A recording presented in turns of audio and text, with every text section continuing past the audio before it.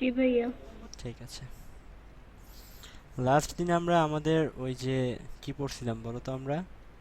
একদম cortex nerve, 12টা cortex সংবেদী nerve, অঙ্গের আগ নার্ভের, পর্যন্ত। তাই না? সবকিছু আমরা পড়ে ফেলছিলাম। আজকে আমরা বাকিটাও পড়ে ফেলবো।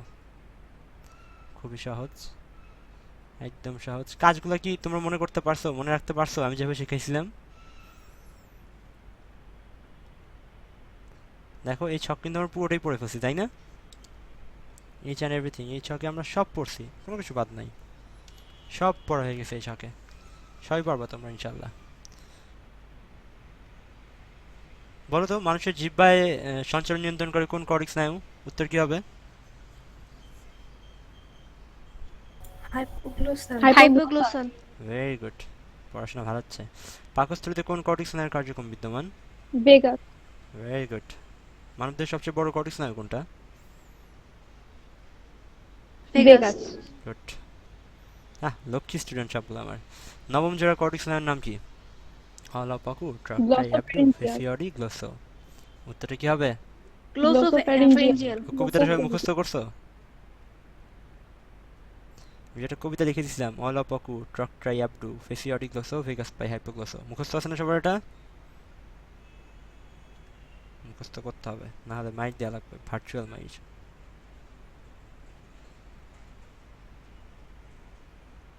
এটার উত্তর কি হবে? নিচের কোন তথ্যটি হাইপোগ্লোসাস স্নায়ুর জন্য সঠিক নয়? কোনটা? দেখাই যাচ্ছে একদম সংবেদী প্রকৃতি, প্রকৃতির এটা সংবেদী, তাই না? সঠিক নয়। Very good. নিচের কোনটি দশম কর্টেক্স স্নায়ু? বেগাস। ওকে। নিচের কোন বেগাস। কর্টেক্স স্নায়ু ঘাড়ের সাথে জড়িত? অলফ্যাক্টরি। সাব্বাস। নিচের কোনটি খাঁটি সংবেদী কর্টেক্স স্নায়ু নয়?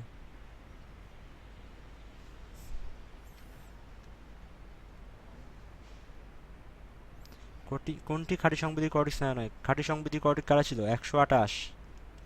অকুলোমোটর হবে ভাইয়া উত্তর কি এটা। হবে? অকুলোমোটর। ঠিক আছে। ওকে, চলে আসি সংবেদী অঙ্গে। আগে দেখি চোখের কি কি অংশ আছে, ঠিক আছে? ওকে। সো চোখের অংশগুলোকে বেসিক্যালি দুইটা ভাগে ভাগ করা হয়, ঠিক আছে? একটা হচ্ছে অক্ষিগোলক, মানে এই যে বলটা আমরা দেখতেছি এই বলটা হচ্ছে অক্ষিগোলক, ঠিক আছে? এই অক্ষিগোলকে যেটুকু আছে সেটা একটা অংশ, আর কিছু আছে আনুষঙ্গিক অংশ, কিছু আছে আনুষঙ্গিক অংশ। তো অক্ষিগোলকের মধ্যে কি কি আছে আমরা একটু এখন দেখবো, ঠিক আছে? আনুষঙ্গিক অংশ কি? মাঝে মাঝে পরীক্ষা কোশ্চেন আছে নিচের কোনটি অক্ষিগোলকের অংশ আর কোনটি অক্ষিগোলকের আনুষঙ্গিক অংশ। সহজ কথা, এই যে বলটা আমরা দেখতে পাচ্ছি, এই গোলকটা দেখতে পাচ্ছি, এই গোলকের মধ্যে যা আছে সেটাই হচ্ছে অক্ষিগোলকের অংশ, আর এর বাইরে যা আছে সেটা অক্ষিগোলকের আনুষঙ্গিক অংশ। যেমন আমি যদি অক্ষিকোটর, মানে যে কোটরের মধ্যে আঁখিটা থাকে সেটা কি? আনুষঙ্গিক। অক্ষিপেশি, যে পেশি দিয়ে চোখটা নড়াচড়া করতে পারে, সেটাও কিন্তু কি এই গোলকের বাইরে অবস্থিত, তাই সেটাও আনুষঙ্গিক অংশ হবে। নেত্রপল্লব, মানে চোখের পাতা, অক্ষিপক্ষ বা আইব্রো বা ভ্রু, তারপর হচ্ছে কনজাংটিভা। যদি বলি কনজাংটিভা সবচেয়ে বেশি প্যাচ লাগে, আমি একটু ক্লিয়ার করে দিব একটু পরে কনজাংটিভা জিনিসটা কি। আর হচ্ছে অক্ষিক যে গ্রন্থি, এই সবগুলোই কিন্তু কি এই গোলকের বাইরে অবস্থিত। সো এই গোলকের বাইরে যেটা অবস্থিত সেটা কিন্তু গোলকের অংশ না, সেটা হচ্ছে তার আনুষঙ্গিক অংশ। আনুষঙ্গিক অংশগুলোর নাম মনে রাখার তোমার কাইন্ডলি আজকে একটু সবাই বই খুলে রাখো সবার সামনে, ঠিক আছে? দেখবা চোখ বা দর্শনে যেটা ছক দেওয়া আছে, মানুষের চোখ, অক্ষিগোলক আর আনুষঙ্গিক অংশ দুই ভাগে ভাগ করা আছে। আনুষঙ্গিক অংশগুলোর নাম মনে রাখার সবচেয়ে সহজ উপায় কি? যে প্রত্যেকটা ওয়ার্ডে চোখ রিলেটেড একটা কথা আছে। যেমন অক্ষিকোটরে অক্ষি মানে চোখ, অক্ষিপেশিতে অক্ষি মানে চোখ, নেত্রপল্লবে নেত্র মানে হচ্ছে চোখ, অক্ষিপক্ষতে অক্ষি মানে চোখ, আইব্রো মানে কি? আইতে চোখ, অক্ষিগ্রন্থিতে অক্ষি মানে চোখ। শুধু একটাই ব্যতিক্রম, সেটা হচ্ছে কনজাংটিভা। অ্যান্ড কোশ্চিন হয় এটা থেকেই যে নিচের কোনটি অক্ষিগোলকের অংশ নয়, এখানে একটা অপশন দেওয়া থাকে কনজাংটিভা, তোমরা বারবার ভুল করো। সো এই ব্যাপারটা খুব কেয়ারফুলি মনে রাখবা। আজকে আমি ক্লিয়ার করে দিচ্ছি আসলে কনজাংটিভা কেন অক্ষিগোলকের অংশ না। ওকে, সো অক্ষিগোলকের অংশগুলো দেখি। আমরা অক্ষিগোলককে মোটামুটি তিনটা ভাগে ভাগ করতে পারি, ঠিক আছে? একটা কি, একটা হচ্ছে অক্ষিগোলকের যে স্তরগুলো আছে সেই স্তরগুলো কি কি, মানে কি কি লেয়ারে আছে স্তর। তারপর আমরা জানবো হচ্ছে অক্ষিগোলকের স্তর ছাড়া আর কি আছে, এর ভেতরে সুন্দর একটা লেন্স পাওয়া যায়, সেই লেন্স। আর এছাড়াও আমরা জানবো হচ্ছে অক্ষিগোলকে কী কী প্রকোষ্ঠ আছে, এই জিনিসগুলো আমরা একটু জানার চেষ্টা করবো। স্তর, লেন্স এবং প্রকোষ্ঠ। প্রথমে যাই স্তরের দিকে। সো স্তরে কি কি আছে? স্তরে আছে হচ্ছে তিনটা জিনিস। এটা হচ্ছে স্ক্লেরা, ঠিক আছে? প্রথমটা হচ্ছে স্ক্লেরা। তো এই যে স্ক্লেরা, এই স্ক্লেরা মনে রাখলে স্তর তিনটার নাম মনে রাখা যায়।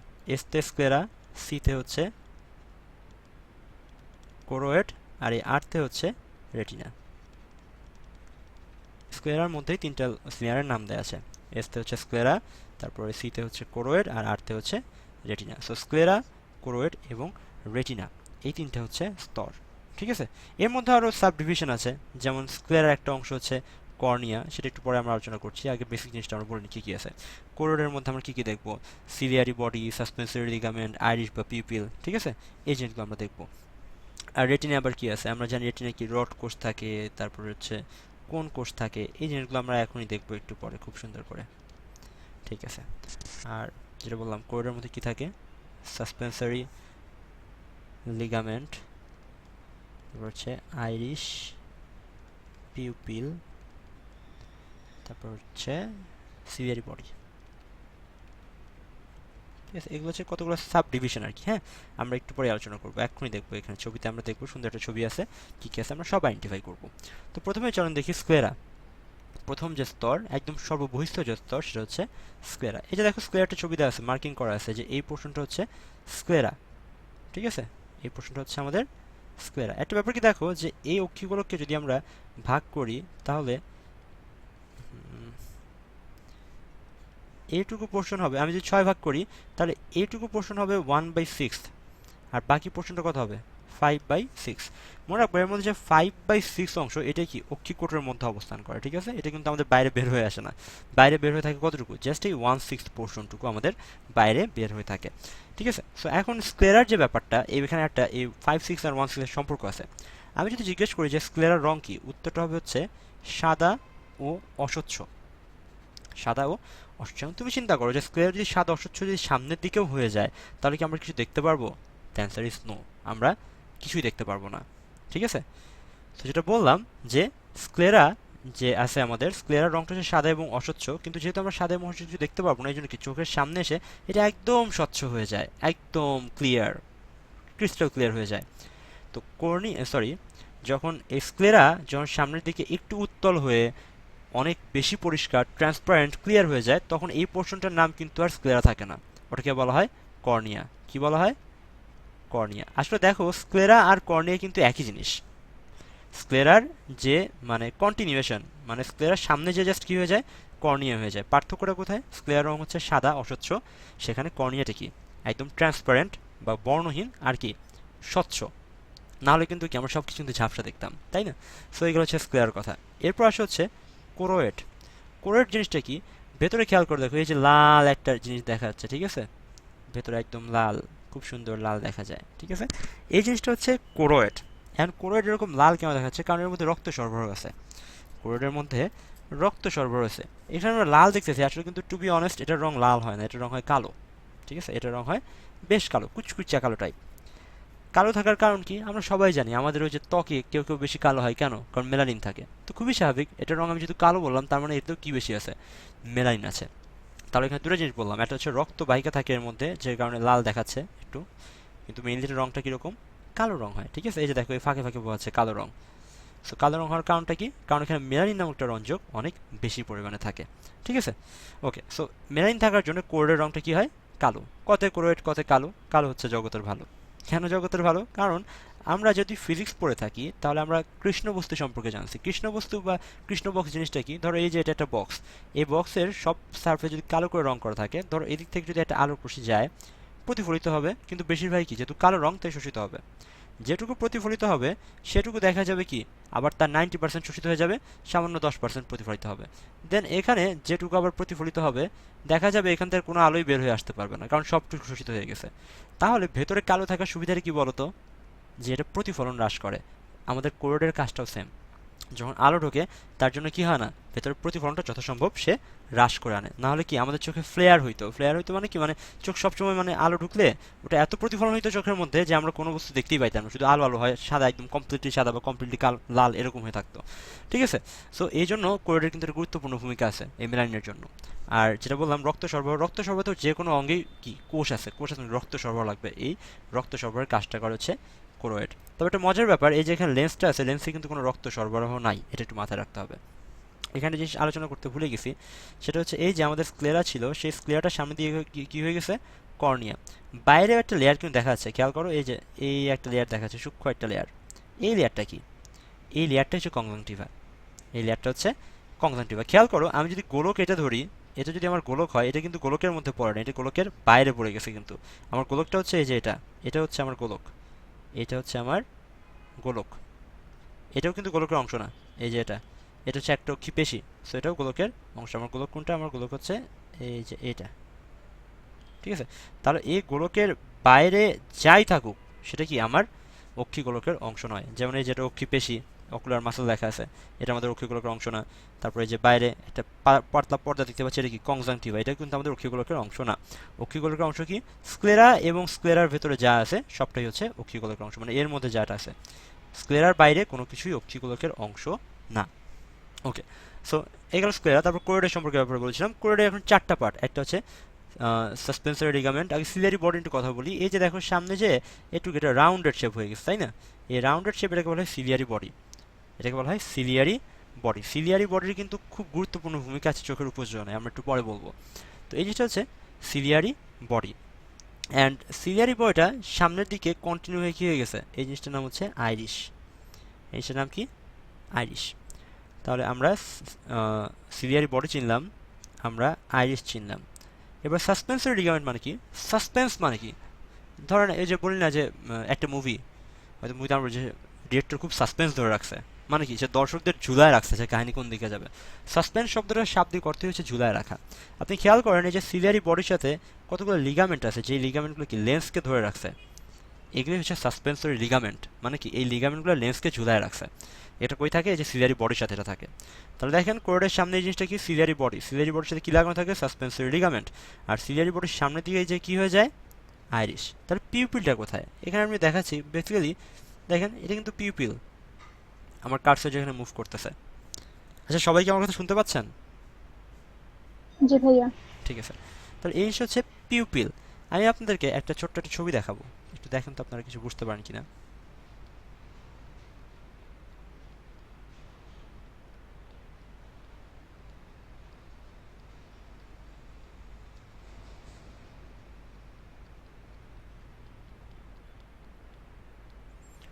আচ্ছা, আমি এই যে স্ট্রাকচারটা আঁকাইছি, আমি কি এখানে কোনো বৃত্ত আঁকাইছি ভেতরে?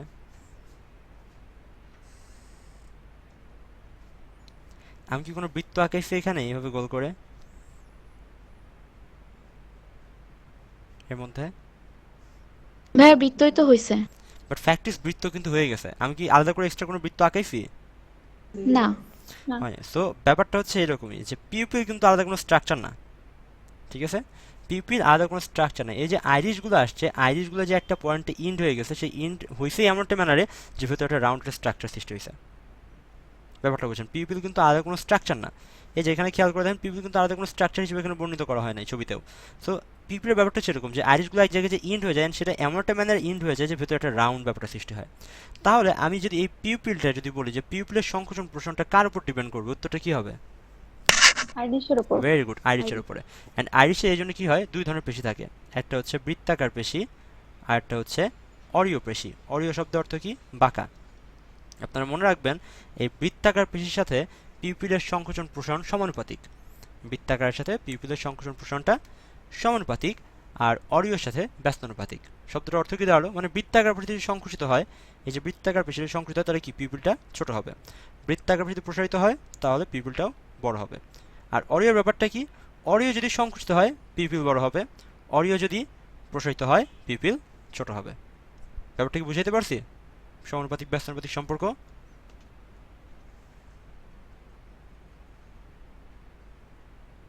হ্যালো,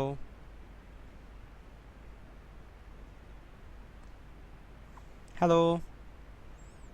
শুনতে পাচ্ছি তো ভাইয়া। হ্যাঁ, আচ্ছা, ঠিক আছে।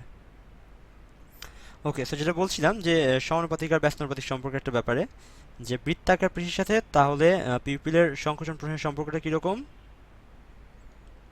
সমানুপাতিক। সমানুপাতিক। আর অরীয়ের সাথে সম্পর্কটা কিরকম? ব্যস্তানুপাতিক। বেসন। ঠিক আছে, এটুকু জানলেই হবে। আইরিশের পেশি সম্পর্কে আমরা জানলাম যে এখানে বৃত্তাকার এবং অরীয় দুই ধরনের পেশি থাকে। সাসপেন্সরি লিগামেন্টের ব্যাপারে আমরা জানছি, পিউপিলের ব্যাপারে আমরা জানছি। সেগুলো সেটা কোরেডের অংশ। অ্যান্ড লাস্ট অফ অল আছে হচ্ছে রেটিনা। রেটিনা জিনিসটা কি? রেটিনা হচ্ছে এই পুরা লেয়ারের মধ্যে একমাত্র আলোক সংবেদী স্তর। রেটিনা হচ্ছে এই পুরো যে অক্ষিগুলোকে 3টা লেয়ার বললাম, সেই 3টা লেয়ার মধ্যে একমাত্র রেটিনাই শুধুমাত্র কি আলোক সংবেদী, মানে আলোর প্রতি সাড়া দেয়। ঠিক আছে, সো এটা কিভাবে সাড়া দেয়, এই রেটিনার পুরোটা যে রড কোষ এবং কোন কোষ থাকে, রড কোষের সংখ্যা মোটামুটি 12 কোটি থেকে 12 কোটি 50 লক্ষের মতো, আর কোন কোষের সংখ্যা মোটামুটি 70 লক্ষের মতো। এই কোন কোষগুলো বা রড কোষগুলো কি কাজ করে, রড কোষ মেইনলি কাজ করে হচ্ছে আলো নিয়ে। ঠিক আছে, মানে জাস্ট যে কোনো আলোর প্রতি সে কি সংবেদনশীল, ডাজন্ট ম্যাটার সেটা কালারফুল অথবা ইনকালারফুল, সাদা কালো বা অন্য কিছু। কিন্তু কোন কোষ যেটা, এই কোন কোষটা সাধারণত রঙের প্রতি সংবেদনশীল। কোন কোষটা, কতে কোন কোষ, কতে হচ্ছে কালার, সিতে কোন কোষ, কোন কোন সেল, সিওতে হচ্ছে কালার। ঠিক আছে, কোন কোষ মেইনলি কাজ করে কি নিয়ে, কালারফুল নিয়ে, কোনো কিছু কালারফুল করার জন্য। রড কোষটাকেই আলোর প্রতি সংবেদী। ঠিক আছে, সো দেখেন আমরা যদি রাতের বেলা কোথাও যদি যাই, ধরেন সেখানে আলো কম, সেক্ষেত্রে কোন কোষটা কাজ করবে, রাতের বেলা খুবই স্বাভাবিক, আমাদের চোখে আলোর ব্যাপার চেয়ে দেখার ব্যাপারটাই বেশি ইম্পর্টেন্স। সো সেখানে তখন কিন্তু কোন কোষ চেয়ে কোন কোষটা বেশি কাজ করবে, রড কোষ, কারণ রড কোষ সামান্য আলো পাইলেই সেটার প্রতি সংবেদী হয়ে যায়। ঠিক আছে, রড কোষের সংখ্যা থেকে অনেক বেশি, 12 কোটি থেকে 12 কোটি 50 লক্ষ, ওয়ারাস আমাদের কোন কোষের সংখ্যা থাকে 60 থেকে অনলি 70 লক্ষের মতো। ঠিক আছে, কোন কোষটা কালারফুল ইমেজ তৈরির জন্য কাজ করে, আর রড কোষটা কি করে, জাস্ট আলো নিয়ে কাজ করে, সামান্য আলো পাইলে সে সংবেদনশীল হয়ে যায়। ঠিক আছে, রড কোষের সংখ্যা অনেক বেশি, কোন কোষের সংখ্যা অনেক কম। রড কোষ এবং কোন কোষের পরীক্ষা মানে এই পার্থক্যের যে পয়েন্টগুলো বললাম, এই পয়েন্টগুলো অবশ্যই করতে হবে প্রত্যেকটা স্টুডেন্টের জানার, কারণ এটা পরীক্ষার জন্য খুব ইম্পর্টেন্ট। তার যেটা বললাম, এই যে রেটিনা কি একটা মাত্র আলোক সংবেদী স্তর, কেন, কারণ এই যে অপটিক নার্ভের যে শাখা প্রশাখা, এই যে শাখা প্রশাখাগুলো দেখা যাচ্ছে, এগুলো হচ্ছে অপটিক নার্ভের শাখা প্রশাখা। এই শাখা প্রশাখাগুলো পুরো রেটিনা জুড়ে ছড়ায় থাকে। ঠিক আছে, আর এই শাখা প্রশাখার কোষগুলোই হচ্ছে রড কোষ কোন কোষ। তো এই যে শাখা প্রশাখার রড কোষ কোন কোষ থেকে এই আলোগুলো নিয়ে কি করে, এই শাখা প্রশাখাগুলো আস্তে আস্তে ছোট শাখা থেকে বড় শাখা, বড় শাখা বড় শাখা, আরো বড় শাখা মিলে কি একসময় এই যে অপটিক স্নায়ুতে উঠে যায়। ঠিক আছে, এখন দেখেন এই যে এই শাখাগুলো, এগুলো কি বেসিক্যালি নিউরনের অ্যাকশন। এই যে অপটিক নার্ভের যে নিউরন, সেই নিউরনের অ্যাকশনগুলো হচ্ছে এগুলা। এই যে অ্যাকশনগুলো, এই অ্যাকশনগুলো সবগুলো কি একটা পয়েন্টে যে মিলিত হয়। সো অ্যাকশন যে পয়েন্টে মিলিত হয় ওই জায়গায় রেটিনা থাকার জায়গা পায় না, কারণ এত অ্যাকশন যে জমা হয় যে ওইখানে রড কোষ কোন কোষ থাকার কোনো সুযোগ পায় না, ওখানে রড কোষ কোন কোষ থাকার সুযোগ পায় না। তাহলে চিন্তা করেন, রড কোষ কোন কোষ যদি এখানে না থাকে, এখানে কোনো বিম্ব তৈরি হবে, অবশ্যই হবে না। অ্যান্ড দ্যাটস ওয়াই কি হবে, এই জায়গাটা হয়ে যাবে অন্ধ। সো দ্যাটস ওয়াই এই স্পটটাকে বলা হয় ব্লাইন্ড স্পট। ঠিক আছে, সেটা ব্লাইন্ড স্পট। আর একটা পয়েন্ট আছে যে পয়েন্টে প্রচুর কোন কোষ থাকবে। ঠিক আছে, অ্যান্ড এখানে কি সবচেয়ে সুন্দর, সবচেয়ে কালারফুল বিম্ব তৈরি হবে, সেটা কি, একটা সেন্ট্রাল একটা পয়েন্ট, এটাকে বলা হয় ফোভিয়া সেন্ট্রালিস। কি বলা হয়, ফোভিয়া সেন্ট্রালিস। তাহলে বাচ্চারা বলেন তো, ফোভিয়া সেন্ট্রালিসে কোন কোষ বেশি থাকবে,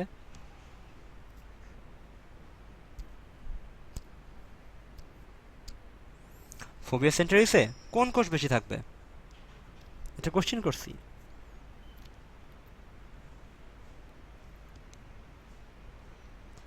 ফোভিয়া সেন্ট্রালিসে কোন কোষটা বেশি থাকবে, কোন কোষ?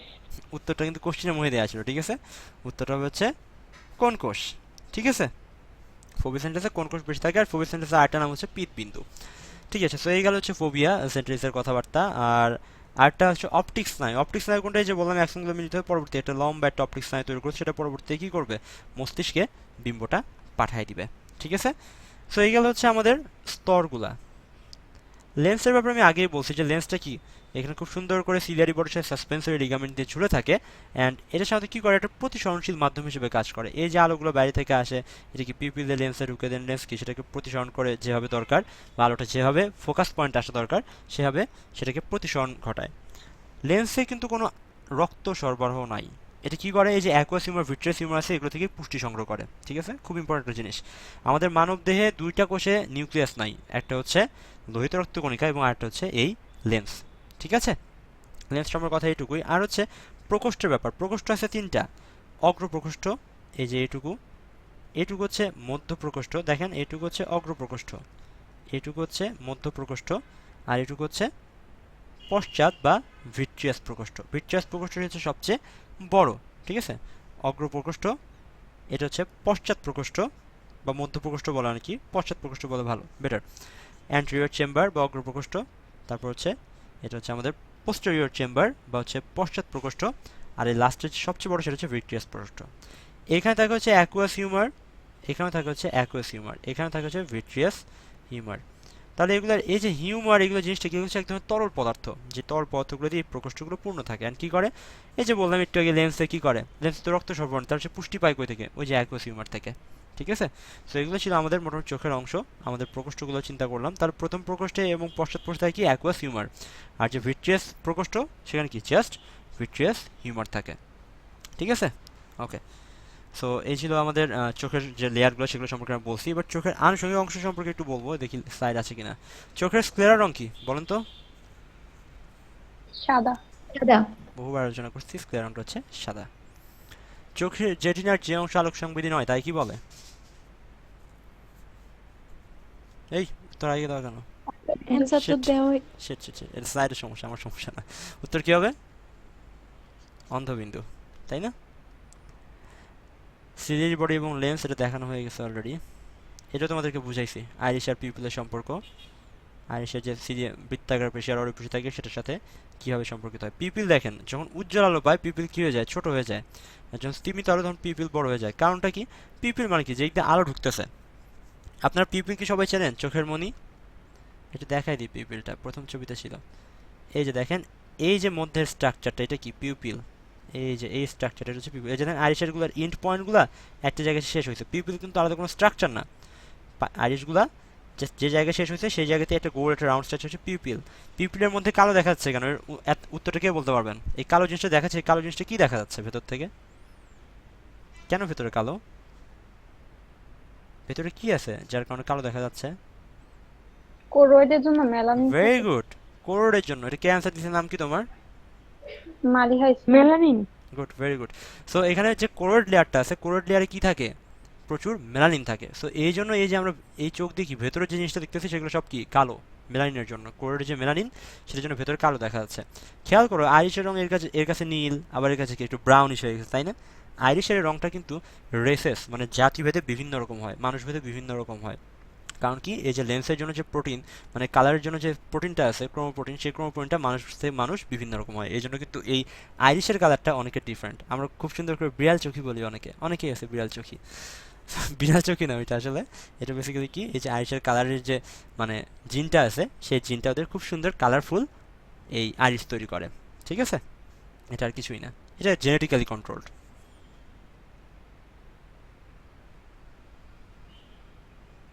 তো যেটা বললাম পিপিল ছোট আর বড় হওয়ার কারণটা কি, কারণ যখন খুব বেশি আলো, খুবই স্বাভাবিক, তখন আপনার চোখে বেশি আলো ঢোকার দরকার নাই, তাই না? তাই কি পিপিলটা ছোট হয়ে যায় যাতে কম আলো ঢোকে।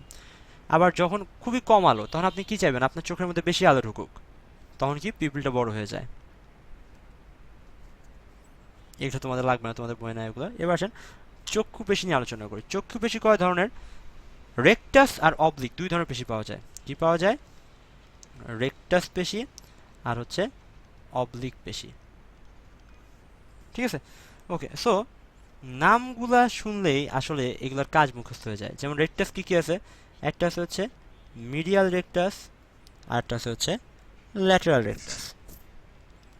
মেধাবী বাচ্চারা আমার বলেন তো মিডিয়াল মানে কি আর ল্যাটেরাল মানে কি? মিডিয়াল মানে ভিতরে, ল্যাটারাল মানে বাইরে। Very good. সুপিরিয়র মানে কি আর ইনফেরিয়র মানে কি? আর উপরে superior নিচে। উপরে আর inferior মানে নিচে। মানে Very নিচে। good. তাহলে মিডিয়াল রেকটাস, এই যে দেখেন মিডিয়াল রেকটাস চোখকে কোন দিকে ঘোরাবে, ভেতরের দিকে না বাইরের দিকে? ভেতরে। ভেতরে। ল্যাটেরাল রেকটাস বাইরে। সুপিরিয়র রেকটাস উপরে। আর উপরে। ইনফেরিয়র রেকটাস নিচে। নিচে। নিচের দিকে। ঠিক আছে, আর এছাড়াও অবলিক, অবলিক শব্দের অর্থ হচ্ছে বাঁকা, অবলিক শব্দের অর্থ হচ্ছে বাঁকা। ঠিক আছে, তাহলে অবলিক কি কি আছে? অবলিক আছে দুইটা, একটা হচ্ছে সুপিরিয়র অবলিক আর একটা হচ্ছে ইনফেরিয়র অবলিক। সোহেল দরজা লাগিয়ে দিয়ে যা বন্ধু। ঠিক আছে, সুপিরিয়র অবলিক আর হচ্ছে ইনফেরিয়র অবলিক। তার মানে কি, সুপিরিয়র অবলিকটা কই দেবে? ওপরে। অবলিক মানে কি বললাম, বাঁকা, মানে উপরে হচ্ছে বাঁকা ভাবে। ইনফেরিয়র অবলিক নিচে এবং বাঁকা ভাবে। আপনারা যখন পরীক্ষা দেন তখন পাশের ফ্রেন্ডের খাতা দেখার জন্য ইনফেরিয়র অবলিকটা এত ব্যবহার করেন যে আপনাদের চোখ ব্যথা হয়ে যায়। ইনফেরিয়র অবলিকটা কি, নিচের দিকে বাঁকা ভাবে, নিচের দিকে বাঁকা ভাবে, এটার কাজ করে হচ্ছে ইনফেরিয়র অবলিক। ঠিক আছে, আর সুপিরিয়র অবলিক কি, এই যে আপনার মাঝে মাঝে ওই একটা ফেসবুকে একটা ইমো আছে না, আমি মাঝে মাঝেই দেই, আপনার গ্রুপটা একটু চেক করেন, একটু আপনারা এখন বলবেন যে আমি এই যে ইমোটিকনটা পাঠাইলাম, এই ইমোটিকনটা আমি আসলে কোন পেশির ঘূর্ণনের ফলে হয়েছে। সবাই একটু মেসেঞ্জার চেক করেন। সুপিরিয়র অবলিক পেশি। Very superior good. এটা কি হবে উত্তরটা? সুপিরিয়র অবলিক পেশি। ঠিক আছে। চোখের পানি কি চোখের পানি? খুব সুন্দর। চোখের পানি আসলে চোখের পানি না, এখানে চক্ষু যে গ্রন্থি আছে, চক্ষু গ্রন্থির নাম আপনারা মনে রাখবেন হামলা দিয়ে। হামলা মানে কি? হাতে হচ্ছে হার্ডেরিয়ান, মতে হচ্ছে মেবোমিয়ান, লাতে হচ্ছে ল্যাক্রিমাল। ঠিক আছে, তিনটা গ্রন্থি, একটা হচ্ছে হার্ডেরিয়ান, একটা হচ্ছে মেবোমিয়ান, আর একটা হচ্ছে ল্যাক্রিমাল। হার্ডেরিয়ান আর মেবোমিয়ান গ্রন্থির যে ক্ষরণ সেটা বেসিক্যালি কিছুই না, যে চোখের যে কর্নিয়া আছে সেটাকে পিচ্ছিল রাখে, এর হচ্ছে চোখটাকে পিচ্ছিল রাখে। উফ, পিচ্ছিল রাখা, জাস্ট এই কাজটা করে। আর যে ল্যাক্রিমাল, এটা হচ্ছে একটি ইম্পর্ট্যান্ট। ল্যাক্রিমালটা কাজ কি? আমরা যখন ওই যে পড়ছিলাম, হাড়হাড্ডি পড়ছিলাম, হাড়হাড্ডি পড়ার সময় ওই যে আমরা দেখছিলাম, তাই না, ল্যাক্রিমাল একটা বনসি ছিল। সো ল্যাক্রিমাল গ্ল্যান্ডটা কি দেখেন, এই যে ল্যাক্রিমাল যে গ্ল্যান্ড আছে, এই ল্যাক্রিমাল গ্ল্যান্ড থেকে যে ক্ষরণটা হয় সেটা হচ্ছে অশ্রু। ঠিক আছে, ল্যাক্রিমাল গ্ল্যান্ড থেকে অশ্রুটা আমাদের ক্ষরণ হয়। ল্যাক্রিমাল, আগে আমরা একটা ভুল ধারণা নিয়েছিলাম, সেটা হচ্ছে অ্যাকুয়াস হিউমারই বোধহয় চোখের পানি, but this is not the true answer. Answer হচ্ছে ল্যাক্রিমাল গ্রন্থির যে ক্ষরণ সেটাই আলটিমেটলি চোখের পানি হিসেবে ক্ষরিত হয়। একটা ব্যাপার খেয়াল করেন যে অনেক সময় চোখে ড্রপস দিলে হয় কি জানেন, যে গলায় একটু তিতা তিতা লাগে, হয়তো অনেকে দিয়েছেন। দেখেন খেয়াল করে, এই যে চোখের সাথে কিন্তু নাকের একটা সংযোগ আছে, তাই না? দেখেন ন্যাজোল্যাক্রিমাল ডাক্ট, এটা চোখের সাথে নাকের একটা সংযোগ আছে। এই জন্য দেখবেন যে অনেক সময় কান্না করতে গেলে চোখ নাক সব দিক দিয়ে পানি পড়তেছে। আর চোখের ড্রপস দিলে কেন গলার মধ্যে তিতা লাগে, এর উত্তরটা হচ্ছে এটা, যে এই যে যখন চোখে ড্রপস দিবেন, এই ড্রপসের ইফেক্টটা কই হয়, এই যে নাকের মধ্যেও চলে আসে। আর নাক মানে কি, নাকের সাথে কিন্তু গলার একটা কানেকশন আছে না, আমরা কি বলি, ন্যাসোফ্যারিংস, ন্যাসোফ্যারিংসে চলে যায়। তো ওই যে চোখের ড্রপসের যে তিতা তিতা ভাব, এটা কি এই ন্যাজোল্যাক্রিমাল ডাক দিয়ে খুব সুন্দর করে ন্যাসোফ্যারিংস দিয়ে আপনার গলায় পর্যন্ত স্বাদ চলে আসে। ঠিক আছে, কত কমপ্লেক্স আমাদের হিউম্যান বডি। ঠিক আছে, সো আশা করি আপনারা জেনে গেছেন চোখের গ্রন্থি কী কী আছে। নিচের কোনটি চোখের একমাত্র আলোক সংবেদী অংশ? রেটিনা এটা হচ্ছে রেটিনা। আচ্ছা, এখন কথা হচ্ছে দুটো জিনিস দেখাবো। একটা হচ্ছে আমাদের চোখে কীভাবে প্রতিবিম্ব গঠন হয়। ঠিক আছে, এটা বেসিক্যালি আমরা যদি চোখের স্ট্রাকচারে দেখি তাহলে আর কিছুই পড়া দেওয়া লাগে না। চলো একটু দেখা দিই আপনাদেরকে কীভাবে হয়। একটা আলোক রশ্মি যখন আসবে, তাহলে আলোক রশ্মি প্রথমে কি, কংজাংটিভা। কংজাংটিভা বেসিক্যালি আসলে কি জানেন, একটা স্ক্রিন পেপার। আপনার ফোনের উপরে যে আপনার স্ক্রিন পেপার লাগান সেটা হচ্ছে কংজাংটিভা। তাহলে আমি যদি বলি আপনার স্ক্রিন পেপার কি আপনার মোবাইলের কোনো অংশ, না মোবাইলের বাইরের অংশ? অবভিয়াসলি সেটা মোবাইলের বাইরের অংশ, তাই না? এটা কিন্তু আপনার মোবাইলের কোনো পার্ট না, আপনি জাস্ট এটা এক্সেসরি হিসেবে লাগিয়ে রাখছেন মোবাইলে, যাতে স্ক্র্যাচ ট্যাচ না পড়ে বা ধুলাবালি আঘাত থেকে রক্ষার জন্য। ঠিক কংজাংটিভাটাও সেম, এটা হচ্ছে আমাদের চোখের স্ক্রিন পেপার। ঠিক আছে, এটা আর কোনো কাজ নাই। সো একটা আলোক রশ্মি ধরেন বাইরে থেকে যদি আসে, একটু মুছে দিয়ে এগুলা, কি মেশে না কেন?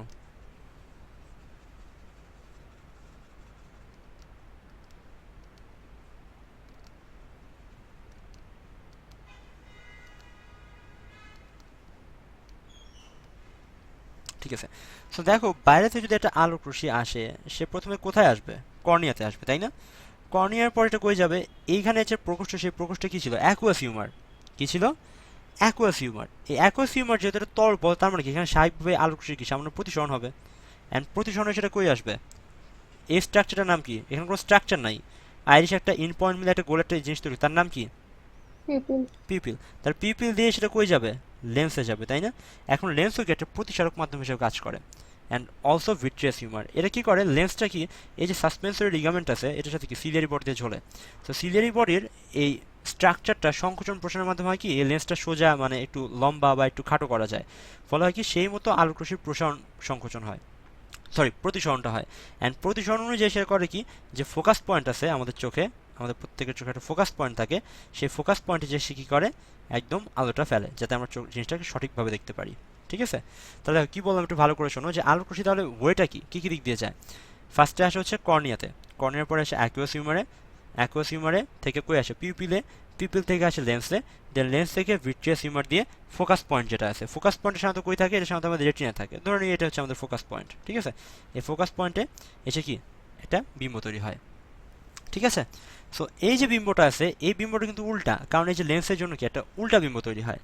অ্যান্ড এইটা এই যে যে দেখার যে ব্যাপারটা আছে, যে অনুভূতির ব্যাপারটা আছে, সেই অনুভূতিটা কি অপটিক নার্ভ দিয়ে যায়। অ্যান্ড অপটিক নার্ভ আমাদের যখন ভেতর দিকে যায় এরকম একটা কাজমা ফর্ম করে, ঠিক আছে, ক্রস হয়ে যায়। সো হয় কি ক্রসিংয়ের জায়গায় এই যে উল্টা বিম্বটা আছে সেই উল্টা বিম্বটা আবার উল্টে যায়, ফলে আমাদের মস্তিষ্কটা কি একটা সোজা বিম্ব হিসেবে দেখে।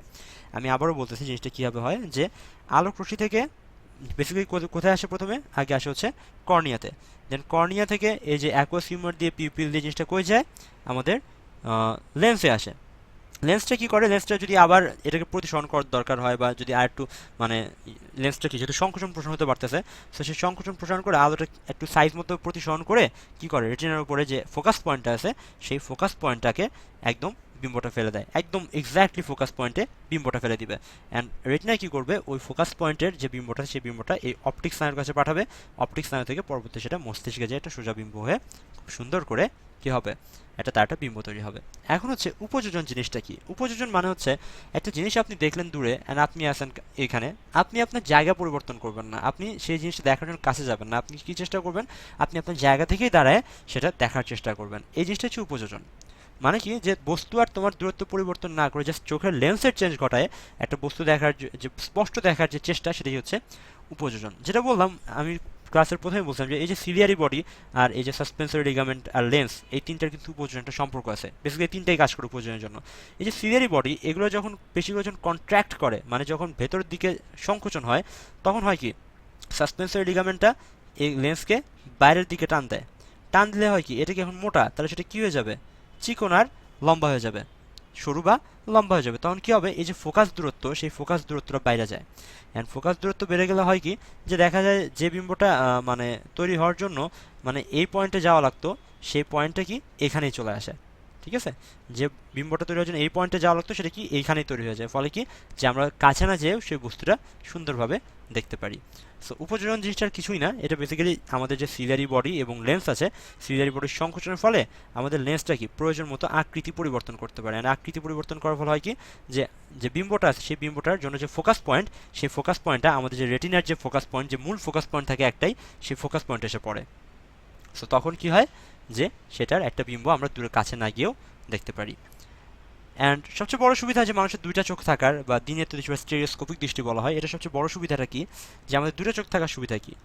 একদম সুন্দর একটা উদাহরণ দিই, আমরা যে মানে সুতা যে আমরা সূচে পড়াইতে পারি, এটা কিন্তু দিনের দৃষ্টি থাকার অন্যতম একটা সুন্দর উদাহরণ। এর ফলে হয় কি, যে আমাদের দুইটা চোখ প্রত্যেকটা, যেহেতু আমাদের দুইটা চোখ দুই পাশে আছে, একটা না দুই পাশে, তাই হয় কি যে প্রত্যেকটা চোখ দুই পাশে একটা আলাদা আলাদা করে বিম্ব তৈরি করে, দুই পাশে আলাদা আলাদা, এই জন্য কি একটা 3 ডাইমেনশনাল ওয়েতে বিম্বটা তৈরি হয়, মানে কি একটা বস্তু ত্রিমাত্রিক বিম্ব তৈরি হয়।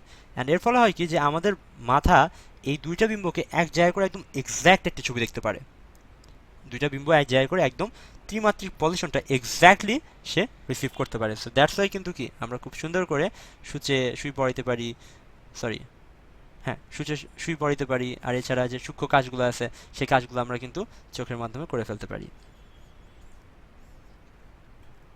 কানের বিভিন্ন অংশ, চলো আমরা কানের একটু বিভিন্ন অংশ দিয়ে কী কী আছে। ওকে, সো ইংরেজিতে লেখা আছে সব কিছু, আমি একটু বাংলায় বলার চেষ্টা করি, ঠিক আছে। এইটুকু হচ্ছে বহিকর্ণ,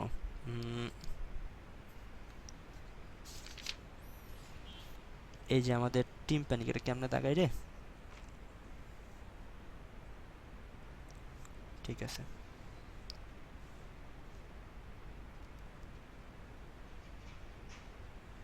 এই যে এটুকু হচ্ছে আমাদের বহিকর্ণ, এইটুকু হচ্ছে আমাদের অন্তকর্ণ।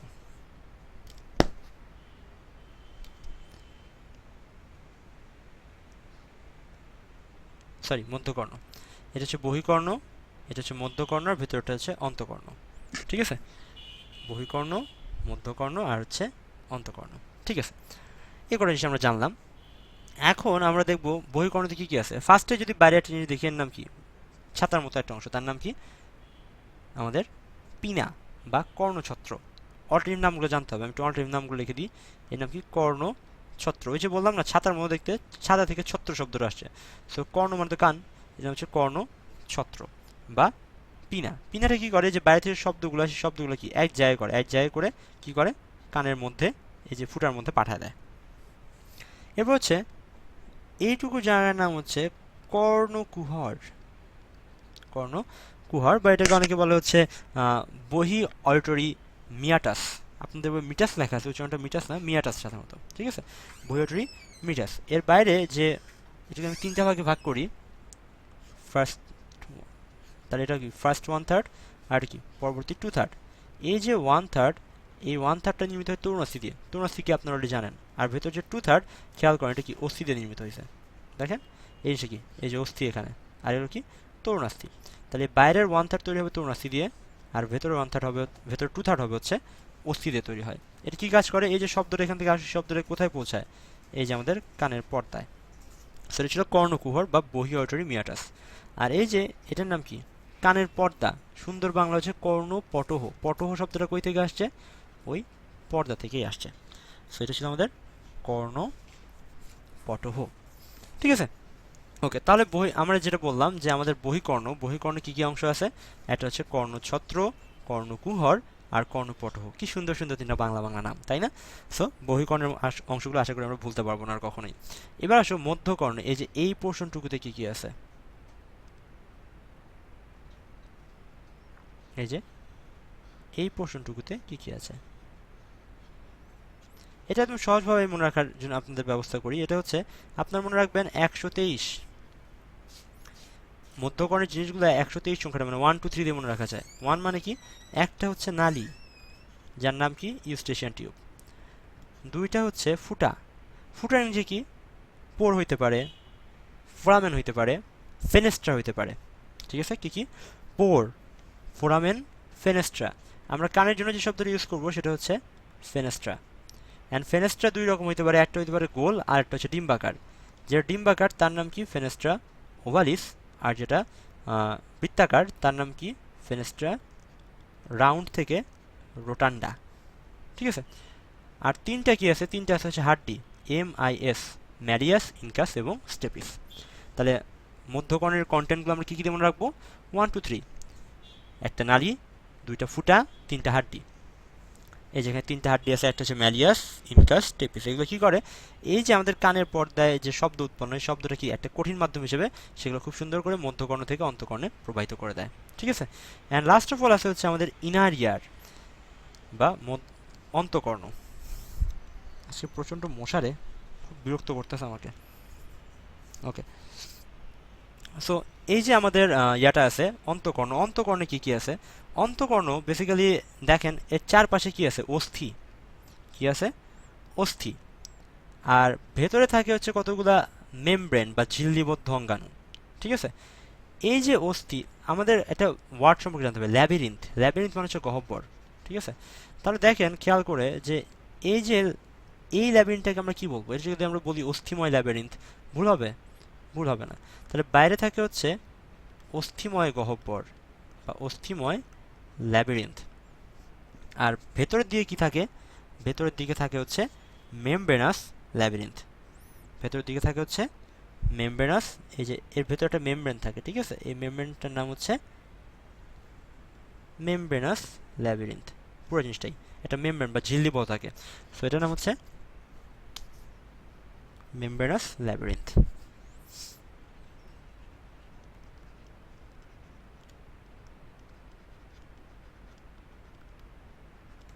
ওকে, সো এই যে মেমব্রেনাস ল্যাবিরিন্থ, বুঝতেই পারছেন এর মধ্যে কি এক ধরনের তল পদ্ধতি পূর্ণ থাকে। এর মধ্যে এক ধরনের তলপথ পূর্ণ থাকে। এই পূর্ণ পদার্থের নাম কি? এই পূর্ণ পদার্থের নাম হচ্ছে এন্ডোলিম্ফ। আমরা জানি এন্ডো শব্দের অর্থ কি? ভেতরে। আর লিম্ফ মানে কি? লিম্ফ শব্দের স্বাভাবিক অর্থ কিন্তু লসিকা, বাট আমরা এখানে লসিকা না, লিম্ফ শব্দের অর্থে আমরা জানবো তরল হিসাবে। তাহলে এই যে ভেতরের দিকে যে তরলটা থাকে তার নাম কি? তার নাম হচ্ছে এন্ডোলিম্ফ। তাহলে মেমব্রেনাস ল্যাবিরিন্থের মধ্যে কি থাকে? থাকে হচ্ছে এন্ডোলিম্ফ,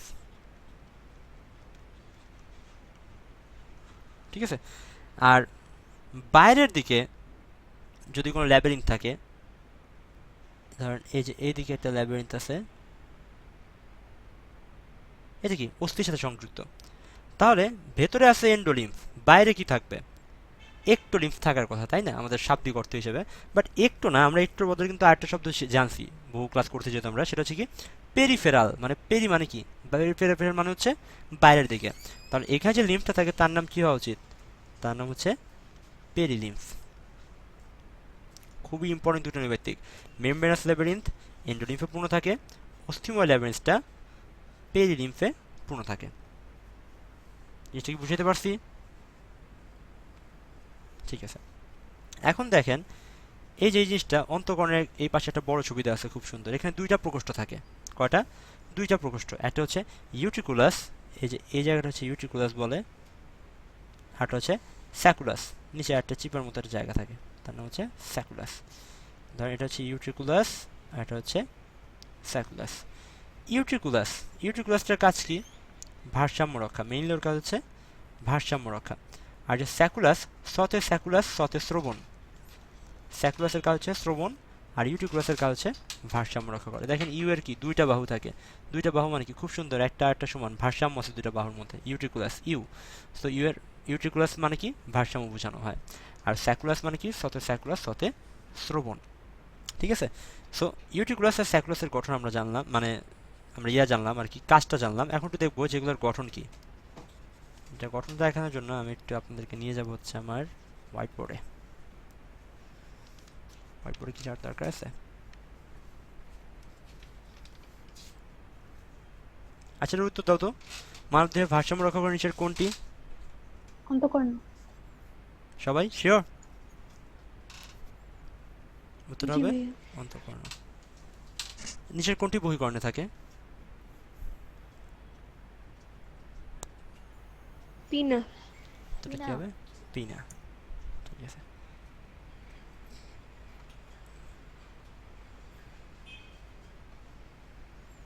এখানে দেখানো যাবে। ঠিক আছে, সো ইউট্রিকুলাস আর স্যাকুলাস নামে দুই ধরনের প্রকোষ্ঠ থাকে। ঠিক আছে, ওকে। সো এখন আগে আমরা জানিছি ইউট্রিকুলাসটা কি করে। ইউট্রিকুলাসটা বেসিক্যালি তিনটা অর্ধবৃত্তাকার নাড়িতে গঠিত, যেগুলো পরস্পরের সাথে সমকোণে অবস্থান করে। এই একটা, এই একটা, এই একটা।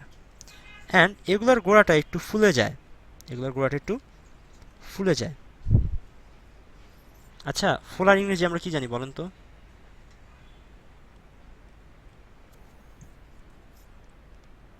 ফোলার ইংরেজি কি পড়াইছি? এই, অ্যাম্পুলা না? হ্যাঁ, ভেরি গুড। ফোলার ইংরেজি হচ্ছে অ্যাম্পুলা। ঠিক আছে, যেটা বললাম তিনটা অর্ধবৃত্তাকার নালী, এদের গোড়াটা কি হয়, একটু ফোলা থাকে। ইউট্রিকুলাসটা এই তিনটা অর্ধবৃত্তাকার ইউ আকৃতির নালী দিয়ে গঠিত হয়। ঠিক আছে, দেখতে ইউ, নামেও ইউ।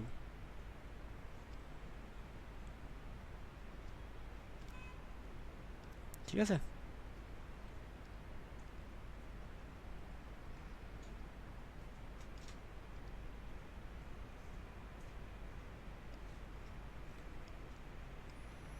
ওকে।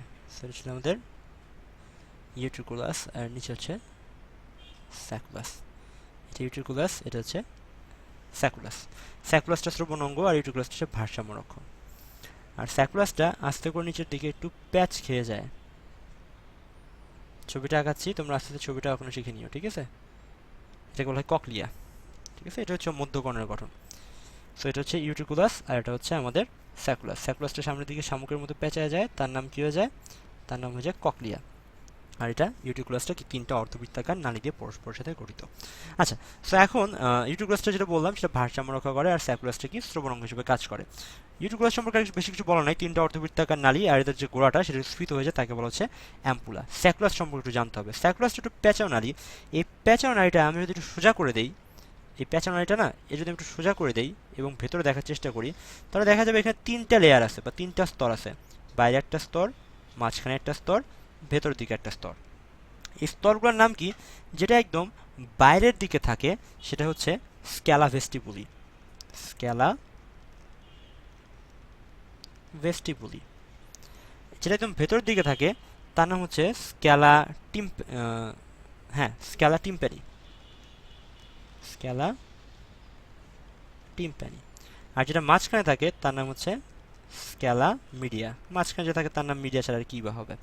তাহলে দেখেন এগুলোর মধ্যেও তরল থাকে। আমরা কিন্তু এই যে পাইপটা দেখতেছি, ঠিক আছে, পাইপটা আমরা টেনে সোজা করছি, টেনে সোজা করে ভেতরে দেখতেছি। তাহলে scala vestibuli, scala media, scala টিম্পানি সবগুলোই তরল থাকবে। দেখেন এই মিডিয়াটা কি আছে, সবচেয়ে মধ্যে আছে, তাই এর ভেতরে যে তরল তার নাম কি হওয়া উচিত, অবশ্যই এন্ডোলিম্ফ। এখন এই দুটো কি পাইপের বাইরের দিকে আছে, তাহলে এগুলোতে কি থাকা উচিত, ভেতরে যদি এন্ডোলিম্ফ থাকে বাইরে কি থাকবে, একটোলিম্ফ। পেরিলিম্ফ। ভেরি গুড, উত্তরটা হচ্ছে পেরিলিম্ফ। তাহলে স্ক্যালা ভেস্টিবুলিতে কোন তরল থাকে, পেরিলিম্ফ। স্ক্যালা টিম্পানিতে, পেরিলিম্ফ। স্ক্যালা মিডিয়াতে। এন্ডোলিম্ফ। আচ্ছা, এন্ডোলিম্ফ। এখন এই যে উপরের প্রকোষ্ঠ নিচের প্রকোষ্ঠ, এই উপরের প্রকোষ্ঠ নিচের প্রকোষ্ঠ একটা নালীতে যুক্ত থাকে। এই নালীটার নাম হচ্ছে হেলিকোট্রিমা। এই নালীটার নাম হচ্ছে হেলিকোট্রিমা। আর এই যে এন্ডোলিম্ফটা আছে, এন্ডোলিম্ফের উপরে একটা লেয়ার থাকে, নিচে একটা লেয়ার থাকে। আমি যত সহজ করবো, আসলে এটা আরও অনেক কঠিন জিনিস, বাট আমি একটু সহজ করে বোঝার চেষ্টা করতেছি, যদি বুঝতে পারেন খুবই ভালো হবে, পরীক্ষার জন্য খুবই ভালো। নিচে যেটা থাকবে সেই যেটার নাম কি, দেখেন আমাদের বাসার নিচতলায় যে অনেকের হয়তো বাসা বিল্ডিং বাসা থাকেন আপনারা, বাসার যে নিচতলা থাকে সেই নিচতলাকে আমরা কি বলি, গ্রাউন্ড ফ্লোর। বা বেসমেন্ট বলি না, বেস টাইপ বেস। বেসমেন্ট বলি, ঠিক আছে। তাহলে দেখেন এখানেও এন্ডোলিম্ফের নিচের দিকে ঝিরি থাকবে, তার নাম কি হবে, তার নাম হচ্ছে বেসমেন্ট মেমব্রেন, ঠিক আছে, বেসমেন্ট মেমব্রেন। আর উপর দিয়ে যে লেয়ার থাকে সেই লেয়ারটা হচ্ছে রেসনার চিল্লি। রেসনার্স একজন বিজ্ঞানী নাম, তার নাম অনুসারে এটাকে রেসনার্স চিল্লি বলা হয়, ঠিক আছে, বা রেসনার্স মেমব্রেন। ওকে, স্ক্যালা মিডিয়ার উপরের লেয়ারটার নাম হচ্ছে রেসনার্স মেমব্রেন, নিচের লেয়ারটার নাম হচ্ছে বেসমেন্ট মেমব্রেন। এটা ইম্পর্টেন্সটা কি, ইম্পর্টেন্সটা হচ্ছে উপরের লেয়ার নিয়ে কোনো কাপঝাপ নাই, কাপঝাপ আছে বেসমেন্ট মেমব্রেনে। বেসমেন্ট মেমব্রেনে বেসিক্যালি কিছু এপিথেলিয়াল সেল দিয়ে তৈরি, অ্যান্ড এর মধ্যে এপিথেলিয়াল কিছু কিছু এপিথেলিয়াল একটু মডিফাইড হয়ে যায়, একটু অন্যরকম হয়ে যায়। কিসের জন্য অন্যরকম, এগুলোর সাথে সাধারণত স্নায়ু কোষের একটা কানেকশন থাকে, অ্যান্ড দ্যাটস ওয়াই এগুলো কি সংবেদী, মানে শব্দ শোনার জন্য খুব ভালো কাজ করতে পারে, অ্যান্ড একটা ভালো একটা শব্দ শোনার জন্য একটা অঙ্গ হিসেবে কাজ করে, অর্গান হিসেবে কাজ করে। এই অর্গানটা আবিষ্কার করেছিলেন, সর্বপ্রথম দেখেছিলেন বিজ্ঞানী কোর্টি। তার নাম অনুসারে এই বেসমেন্ট মেমব্রেনের উপর কিছু রূপান্তরিত এপিথেলিয়াম, এগুলোকে বলা হয় organ of Corti. Very good, organ of Corti. আশা করি তোমাদের মনে থাকবে। স্যাকুলাসের স্ট্রাকচার জাস্ট এইটুকুই, যেটুকু পড়লাম জাস্ট এটুকু মাথায় রাখতে পারলেই মোর দ্যান এনাফ, ঠিক আছে। এখন চিন্তা করি যে শব্দটা আসলে কীভাবে যায়, একটু দেখি আমরা। এই যে দেখো পেরিলিম্ফ বাইরের দিকে, আমরা যেটা বললাম যে নালীটা আমরা টেনে সোজা করছিলাম, এখানেও কি থাকবে পেরিলিম্ফ, মাঝখানে কি থাকে এন্ডোলিম্ফ। এই যে এখানে নিচেরটা কি বেসমেন্ট মেমব্রেন, বেসমেন্ট মেমব্রেনের উপরে কি কিছু কোষ কি হয়ে গেছে, একটু রূপান্তরিত হয়ে গেছে, সেটাকে বলা হয়েছে অর্গান অফ কর্টি, ঠিক আছে। উপরে ঝিলটার নাম হচ্ছে রেসনার্স চিল্লি, ঠিক আছে। সো এখন একটু দেখবো যে শব্দটা আসলে কিভাবে যাতায়াত করে, শব্দটা আসলে কিভাবে যাতায়াত করে। এখন দেখো তাহলে যেটা বললাম, শব্দ প্রথমে কই আসবে বলো তো, ছবিটাতে আমরা একটু ব্যাক করি, আমরা এই ছবিতে শিখবো। তাহলে শব্দটা প্রথমে কই আসবে, কর্ণছত্র, তাই না, বা পিনায় আসবে। পিনায় আসার পর শব্দটা যাবে কোন দিয়ে ট্রাভেল করবে, কর্ণকুহরে। কর্ণকুহর দিয়ে শব্দটা যেহেতু একটা কম্পন সৃষ্টি করে, এই যে টিম্প্যানিক পর্দা, সেই টিম্প্যানিক পর্দা সে কী করবে, কাঁপাকাঁপি সৃষ্টি করবে, কম্পন সৃষ্টি করবে। দেখো কানে যদি স্ট্রাকচারটা মনে থাকে, শ্রবণ কৌশল মনে রাখার কোনো ব্যাপারই না, ঠিক আছে। তাহলে দেখো এইটা যাওয়ার পরে পিনা থেকে সেটা ঢুকবে কর্ণকুহরে, তারপর এসে কি এই যে পর্দায় টিম্প্যানিক পর্দায় কাঁপন শুরু করবে, কাঁপন শুরু করার পর সেটা কই আসবে মধ্যকর্ণে। মধ্যকর্ণে সে কি করতেছে, যে ম্যালিয়াস, ইনকাস, টেপিস, তিনটে জিনিস একটা কঠিন মাধ্যম হিসেবে কাজ করে, কেন, শব্দ ট্রান্সমিট করার জন্য। তাহলে এই যে মধ্যকর্ণ থেকে খুব সুন্দর, বহিকর্ণ থেকে এই যে মধ্যকর্ণের তিনটা হাড্ডির মাধ্যমে শব্দটা কি এই যে এখানে আসে। এখানে একটা ফুটা আছে, ফুটাটা হচ্ছে ওভাল আকৃতির। আমরা ওভাল আকৃতির ফুটাটার নাম কি বলছি একটু আগে বলুন তো। Very good, fenestra ovalis. Fenestra ovalis দিয়ে শব্দটা প্রবেশ করা হচ্ছে এই যে ককলিয়া। ককলিয়াতে কেন, কারণ আমরা বলছিলাম যে স্যাকুলাসটা শ্রবণ অঙ্গ হিসেবে কাজ করে, ঠিক আছে। সো এটা কিন্তু এই আমাদের যে উপরে, যেটা উপরে কিন্তু ঢুকবে না, ঢুকবে কোথায়, যে স্যাকুলাসের যে ককলিয়াস সেটাতে ঢুকবে। অ্যান্ড ককলিয়াতে ঢোকার পরে যেটা শব্দ উৎপাদন করার জন্য যে স্নায়ু আছে এখানে, অডিটরি স্নায়ু কানেক্টেড আছে অর্গান অফ কর্টির সাথে, সেটা কী করবে, শব্দটা মস্তিষ্কে পাঠাবে। আর যেটুকু শব্দ অতিরিক্ত থাকবে সেই অতিরিক্ত শব্দটা কি এই যে ফেনেস্ট্রা রোটান্ডা নিচে যেটা আছে সেটা দিয়ে বের হয়ে আসবে, ঠিক আছে। ফেনেস্ট্রা রোটানটা দিয়ে বাকি শব্দটা কি বের হয়ে আস্তে করে সুন্দর করে চলে আসবে, ঠিক আছে। তাহলে শব্দের গতিপথটা কীরকম, শব্দ তরঙ্গ প্রথমে পিনায় আসবে, পিনার পর কর্ণকুহরে, কর্ণকুহর থেকে টিম্প্যানিক পর্দায় কাঁপন ধরাবে, অ্যান্ড কাঁপন ধরার পর সেটা কই যাবে? মধ্যকর্ণে। মধ্যকর্ণে 3টা হাড্ডি আছে, ম্যালিয়াস, ইনকাস, স্টেপিস। এগুলো দিয়ে খুব সুন্দর করে শব্দটা কই যাবে? ফেনেস্ট্রা ওভারিস দিয়ে ককলিয়ার মধ্যে ঢুকবে। ককলিয়ার মধ্যে কি আছে? যে পেরিনিম আছে, অর্গান অফ কর্টি আছে, তাই না? অর্গান অফ কর্টিতে শব্দটা কি করবে? সেই শব্দটা মস্তিষ্ককে পাঠাবে। আর বাকি যে শব্দগুলো আছে সেই শব্দগুলো কি, মানে অতিরিক্ত যে শব্দ সেগুলো কি, এই যে ফেনেস্ট্রা ওভারিস আছে নিচে, সরি রোটান্ডা আছে নিচে, সেই রোটান্ডা দিয়ে শব্দটা বাইরে বের হয়ে যাবে। সো এই ছিল আমাদের শব্দের গতিপথ। মানবদেহের ভারসাম্য নিচের কোনটি রক্ষা করে? এটা তো অন্তঃকর্ণ। এটা দেখছোই, তোমরা উত্তর দিছো। নিচের কোনটি বহিকর্ণে থাকে? এটার উত্তরটা দেওয়া হয়েছে তোমাদের, আই বিনা। গেস। নিচের কোনটি মানুষের শরীরের ভারসাম্য রক্ষা করে বলতে পারবা? ইনকাস না, ভেস্টিবুলার যন্ত্র। ককলিয়া সেগুলো শ্রবণের যন্ত্র। জন্য, অর্গান অফ কটি শোনার জন্য। উত্তরটা কি হবে? ভেস্টিবুলার ভেস্টিবুলার যন্ত্র। যন্ত্র। ভেস্টিবুলার যন্ত্র কই থাকে? ইউটিকুলাস থাকে। নিচের কোনটি দেহের ভারসাম্য রক্ষায় ভূমিকা রাখে না? রাখে না বলা আছে।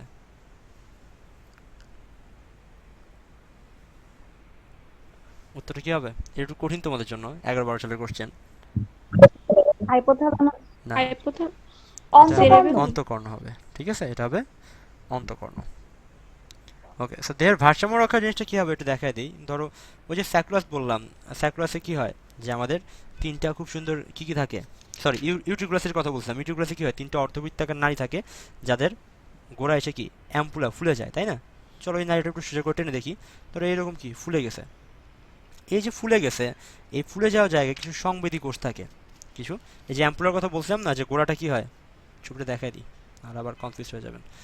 এই যে দেখাইছিলাম ছবিটা, গোড়া এসে কি হয়ে গেছে? ফুলে গেছে, তাই না? এই ফোলা জায়গাটাকে কি বলা হচ্ছে?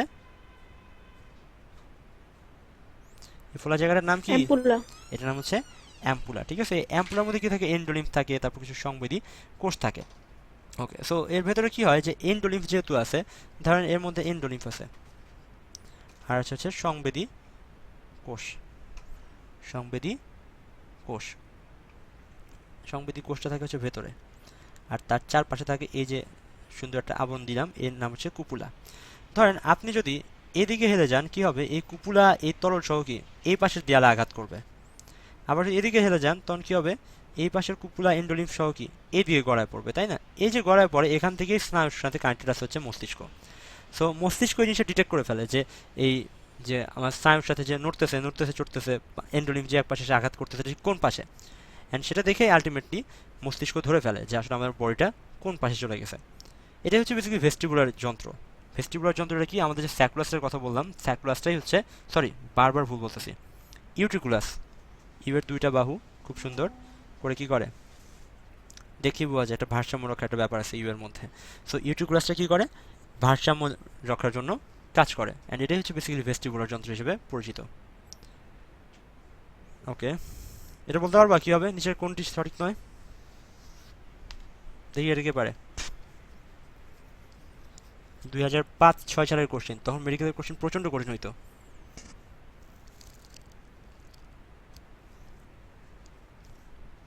এটার উত্তর কি হবে রে?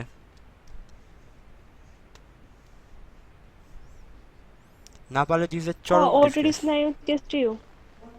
হুম, এটা না পারলে এটা চরম ডিসগ্রেস। অডিটরি তো সংবেদী ক। স্নায়ু।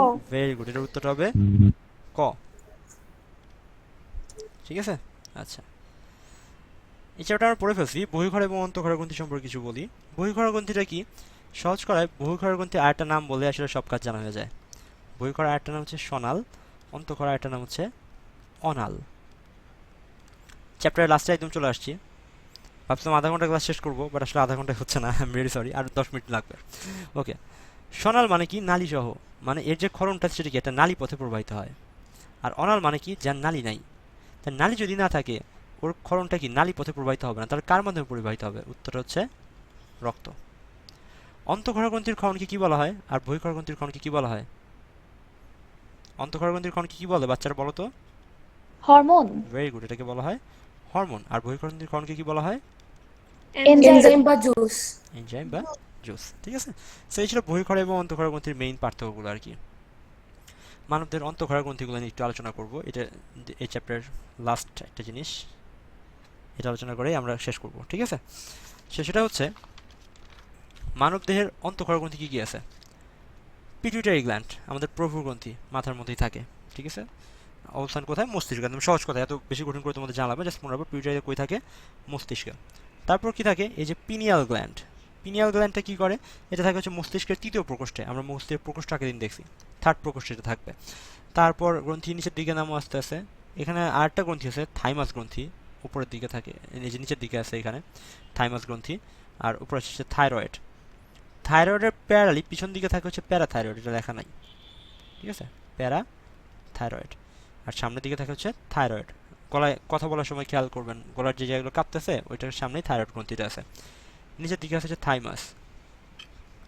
থাইমাস গ্রন্থির কাজ কি একটু পরে বলতেছি, সবগুলোর কাজই আমরা বলবো, ঠিক আছে। তারপর এই যে এই জিনিসটা আপনার সাথে আগেও পরিচয় করেছিলাম, কিডনির উপর টুপির মতো একটা গ্রন্থি আছে, তার নাম কি? অ্যাড্রেনাল গ্ল্যান্ড অ্যাড্রেনাল বা সুপ্রারেনাল, সুপিরিয়র টু রেনাল বা সুপ্রারেনাল, বাট এটার নাম কি? অ্যাড্রেনাল। কর্টেক্স না, আসলে কর্টেক্সটার একটা অংশ। ছবিতে একটু ভুল আছে, হ্যাঁ, প্যানক্রিয়াসটা এইখানে থাকে না, প্যানক্রিয়াস থাকে হচ্ছে এই যে এইভাবে, আমাদের যে ডিউড্রাম আছে সেই ডিউড্রামের মাঝখানে থাকে, এইভাবে প্যানক্রিয়াসটা থাকে। ওকে, প্যানক্রিয়াস নিয়ে আমরা আলোচনা করব না। কেন করব না? কারণ এটা আমরা অলরেডি পরিপাকতন্ত্রে খুব সুন্দর করে আলোচনা করছি। কেউ যদি মিস করে থাকেন অবশ্যই পরিপাকতন্ত্র চ্যাপ্টার ভিডিওটা দেখে নেবেন। ওকে, তারপর কি আছে? মহিলাদের জন্য আছে দুই পাশে দুটো ওভারি, আর যদি ছেলে হয় দুই পাশে দুইটা টেস্টিস। এখন চলে আমরা প্রত্যেকটার কাজ একদম সুন্দর করে গুছায় গুছায় জানবো, যাতে জীবনে আমরা কোনোদিন না ভুলি। ওকে, প্রথমেই চিন্তা করবো হচ্ছে একদম উপরের থেকে চিন্তা করি, পিটুইটারি গ্রন্থি। পিটুইটারি গ্রন্থি বা পিটুইটারি গ্ল্যান্ড, এটার তিনটা অংশ আছে, অগ্র, মধ্য আর হচ্ছে পশ্চাৎ। অগ্র, মধ্য আর পশ্চাৎ। অগ্র থেকে কি আসে? অগ্র থেকে মনে রাখবেন হচ্ছে, একদম সহজ একটা ইয়ে দিয়ে দিই, সেটা হচ্ছে ফার্স্ট পিএল। ফার্স্ট পিএল মানে কি? আপনি একটু বইটা নিয়ে বসেন, ঠিক আছে, আমার প্রচুর লিখতে হবে, খুব বিরক্ত লাগতেছে আজকে লিখতে, এত মশা কামড়া দিচ্ছে বারবার। সবার সামনে কি বইটা খোলা আছে? দেখেন বইটা একটা ছক আছে, সেই ছকটা একটু ক্লিয়ার করে দিই সবার কাছে। সবাই কি সামনে বইটা খুলছেন? 1 মিনিট সময় দিলাম, সবাই বইটা বের করে বইয়ের যে ছকটা আছে অন্তঃক্ষরা গ্রন্থিগুলোর অবস্থান, সেই ছকটা বের করেন সবাই। বের করছে ভাইয়া। ওকে, ঠিক আছে।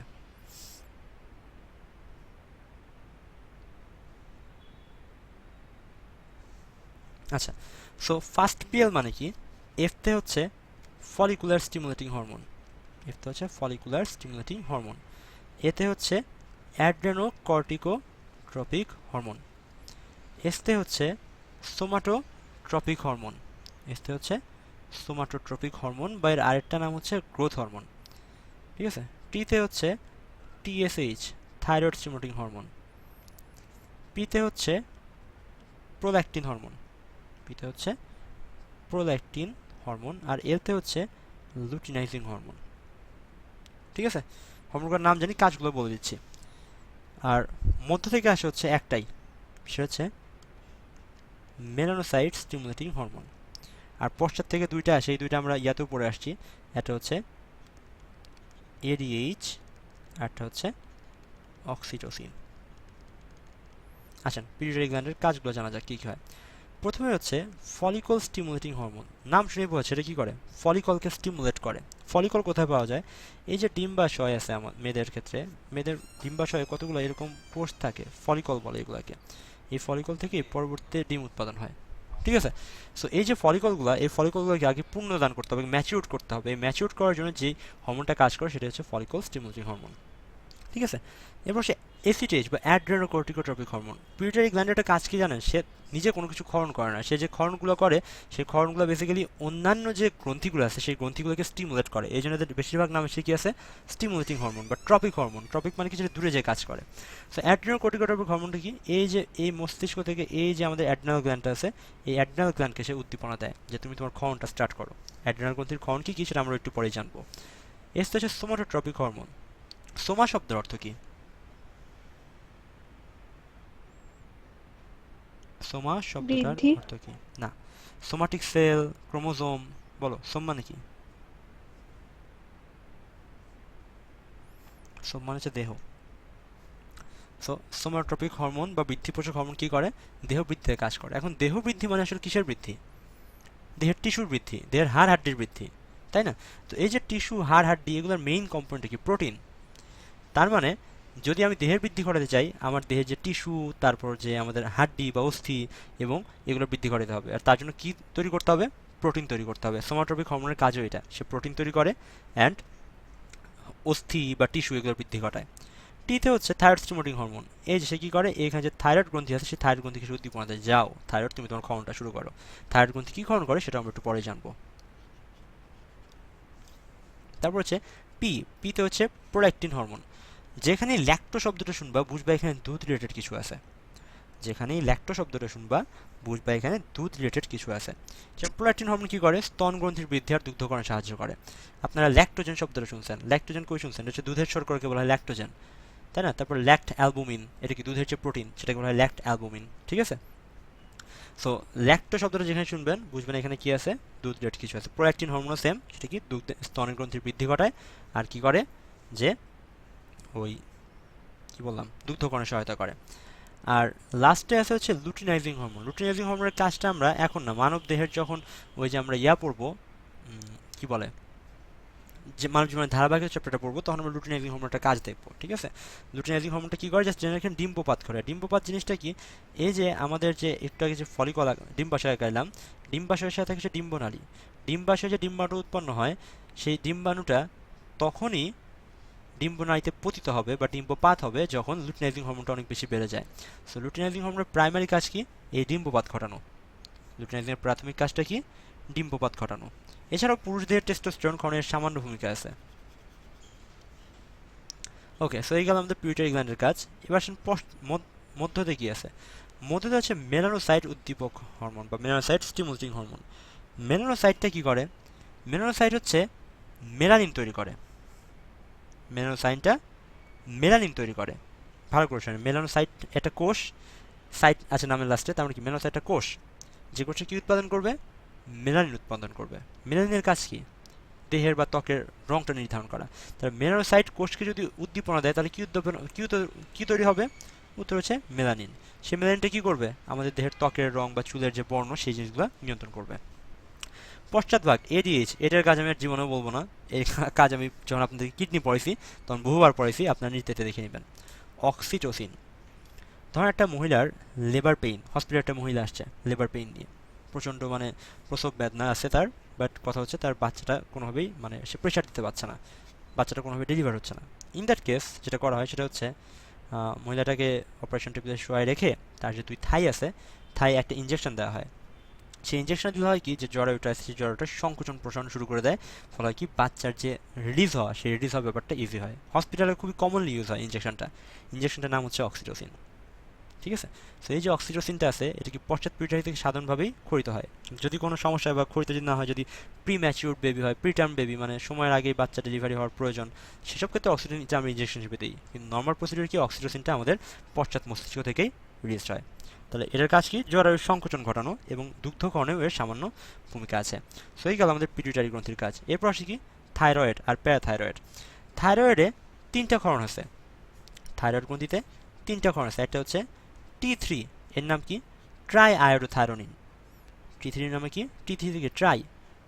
যেহেতু এটা আয়োডিনের বিপাক নিয়ে কাজ করে, আমরা জানি আয়োডিনের অভাবে কি হয়, এই থাইরয়েড গ্রন্থি ফুলে যায়, সেটাকে আমরা কি বলি? গলগণ্ড বলি, তাই না? সো বেসিক্যালি থাইরয়েডটা কি আয়োডিন নিয়ে কাজ করে। সো T3 হচ্ছে ট্রাই আয়োডোথাইরোনিন। আরেকটা হচ্ছে T4, সো এর নাম হচ্ছিল টেট্রা আয়োডোথাইরোনিন। হ্যাঁ, এর নাম টেট্রা আয়োডোথাইরোনিনও বলতে পারেন, বা আপনি যদি চান এর নাম থাইরক্সিনও বলতে পারেন। আরেকটা আছে সেটা হচ্ছে ক্যালসিটোনিন। ক্যালসিটোনিন নাম শুনেই বোঝা যাচ্ছে ক্যালসিটোনিন কিসের বিভাগ নিয়ন্ত্রণ করবে? ক্যালসিয়ামের মাত্রা। সাধারণত এটা কী করে? ক্যালসিয়ামের মাত্রাটা কমায়, ঠিক আছে? T3, T4 এগুলো কী করে? বেসিক্যালি বিপাক নিয়ে কাজ করে। কী নিয়ে কাজ করে? বিপাক নিয়ে, বিপাকীয় প্রক্রিয়া। বেসিক্যালি আয়োডিনের যে বিপাকীয় প্রক্রিয়া সেগুলো নিয়ে কাজ করে। আয়োডিনটাকে বডিকে ইউজ করার জন্য যেটা শেপ দেওয়া, সেই কাজটা নিয়ে বেসিক্যালি বিপাকের বা মেটাবলিজমের কাজগুলো T3 আর T4 করে। হোয়ারাস ক্যালসিটোনিনটা কী করে?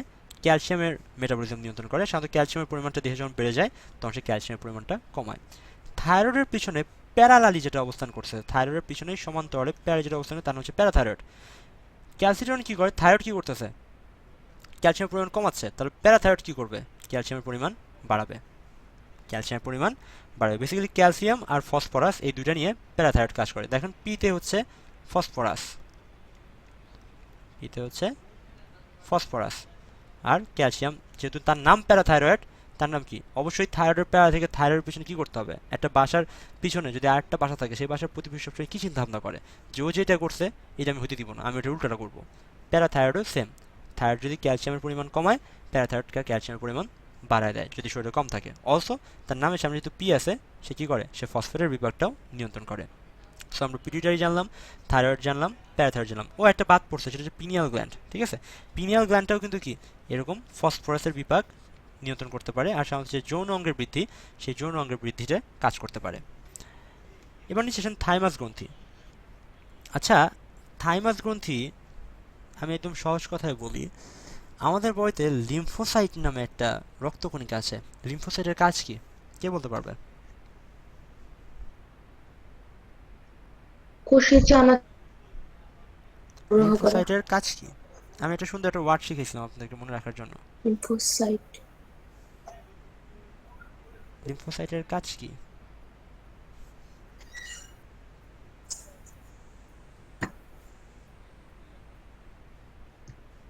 পড়াশোনার অবস্থা যে খুবই খারাপ এটা বোঝা যাচ্ছে। নেক্সট ডেতে ভাইবা হবে, নেক্সট ডেতে একদম ক্লিয়ারলি ভাইবা হবে। লিম্ফোসাইটের কাজ কি? লি অ্যান্টি বলছিলাম, লি অ্যান্টি মানে কি, লিম্ফোসাইটটা অ্যান্টিবডি ক্ষরণ করে, অ্যান্টিবডি তৈরি করে। থাইমাস গ্রন্থির কাজও সেম, সে লিম্ফোসাইট এবং অ্যান্টিবডি তৈরি করে। লিম্ফোসাইট অ্যান্ড লিম্ফোসাইট থেকে পরবর্তী সে কী তৈরি করে, অ্যান্টিবডি। একটা ব্যাপার কি, থাইমাস হচ্ছে এমন একটা গ্রন্থি যার ক্ষরণকাল আজীবন নয়। কেন? কারণ যে লিম্ফোসাইট বা অ্যান্টিবডি তৈরি করার কাজ, এটা কিন্তু একসময় কি অস্থিমজ্জা নিয়ে নিবে, তাই না? কারণ অস্থিমজ্জা থেকে একসময় শ্বেত রক্তকণিকা তথা শ্বেত রক্তকণিকা লিম্ফোসাইট অ্যান্টিবডি সেগুলো কি অস্থিমজ্জা দায়িত্বটা নিয়ে নেবে। সো এই জন্য কি থাইমাস গ্রন্থির ক্ষরণকাল কিন্তু আজীবন নয়, এটা একটা মেডিকেল কোশ্চেন। ঠিক আছে, ওকে। তারপর আসা হচ্ছে আইলেটস, এই যে অগ্নাশয়। অগ্নাশয় কি, এটা একটা বহিঃক্ষরা গ্রন্থি। দেহে যেসব গ্রন্থির নাম শেষ শয় আছে সেগুলো হচ্ছে মিশ্র গ্রন্থি। আমি একটু ভুল বলছি, সরি, উল্টাপাল্টা বলে ফেললাম। এটা একটা অগ্নাশয় হচ্ছে মিশ্র গ্রন্থি, মানে কি এখানে বহিঃক্ষরা গ্রন্থিও আছে, অন্তঃক্ষরা গ্রন্থিও আছে। অগ্নাশয় হতে পারে, সেটা শুক্রাশয় হতে পারে, ডিম্বাশয় হতে পারে, আবার মলাশয় বলেন না, মলাশয় কিন্তু কোনো গ্রন্থি না। সো এই যে মিশ্র গ্রন্থি নামের শেষে শয়, তো মিশ্র গ্রন্থি দুইটা পার্ট থাকে, বহিঃক্ষরা অন্তঃক্ষরা। আমরা বহিঃক্ষরা বলবো না, কারণ যেটা আমাদের একটা চ্যাপ্টারের পোর্শন কি অন্তঃক্ষরা গ্রন্থি, তাই না? সো অন্তঃক্ষরার মধ্যে যে অংশটা, অগ্নাশয়ের অন্তঃক্ষরা অংশকে কি বলা হয়, islets of Langerhans. Islets of ল্যাঙ্গারহ্যান্সে কী কোষ আছে, এই কোষ থেকে কী ক্ষরণ হয়, সেগুলো আমরা আগেই পড়েছি, এগুলো নিয়ে আমার কোনো কথা এখন আর বলবো না। আপনার পরিপাক চ্যাপ্টার থেকে এটা অবশ্যই দেখে নেবেন। আর একটু নিচে আসেন, এখানে কি আছে, কিডনির উপরে অ্যাড্রেনাল, বা এর একটা নাম কি, সুপ্রারেনাল। অ্যাড্রেনাল বা সুপ্রারেনাল। দেখেন আমি বলছিলাম যে সুপ্রারেনাল কি টুপির মতো গ্রন্থি, অ্যান্ড এখানে দুইটা অংশ আছে। বাইরের অংশটাকে বলা হচ্ছে কর্টেক্স, আর ভেতরের অংশটাকে বলা হচ্ছে মেডুলা। কর্টেক্স আর মেডুলা দুইটা থেকে দুই ধরনের ক্ষরণ হয়। কর্টেক্স থেকে যে হরমোনগুলো আসে তার নাম কি, একটা হচ্ছে গ্লুকোকর্টিকয়েড, গ্লুকোকর্টিকয়েড, আরটার নাম হচ্ছে মিনারেলো